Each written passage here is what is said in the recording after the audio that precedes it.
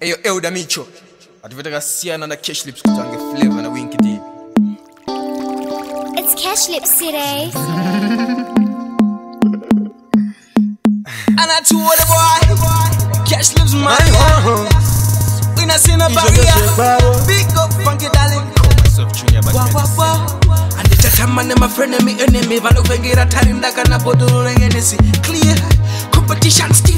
Nobody have to tell me something, me have to do it. Tikataza kubatana kubatana kubatana. Topa zangu kwatana kukwatana kukwatana. Nema reliksi eyo fangita liki. Kunema critics inda shiramba nikisi. Cash Lips still to them. We are still to them. In a dance and boy we are still to them. Ngati watike. Mama no rasika ngati watike. Still to them. We are still to them. In a dance and boy we are still to them. Ngati watike. Mama no rasika ngati wature. Yes, but in a dance hall, but in a music we are use it before we lose it. Tichinga kawana kamuka na kadik dik. Topa talka shandi sa papa quick.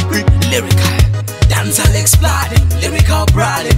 Right now we are bad and broad and Ekloji nota shata, goma tikukaka, wangwe watikwata. Cash Lips still to them, we are still to them. In a dance hall boy we are still to them. Ngati watike. Mama no rasika ngati wature. Still to them, we are still to them. In a dance hall boy we are still to them. Ngati watike. Mama no rasika ngati wature. And the chatman my friend and me enemy. Valo vengira tarinda kana bodoro rengenesi. Clear competition stiff. Nobody have to tell me something, me have to do it. Tikataza kubatana. Topa zangu kwatana kukwatana. Nema reliksi eyo fangita liki. Kunema critics inda shiramba nikisi.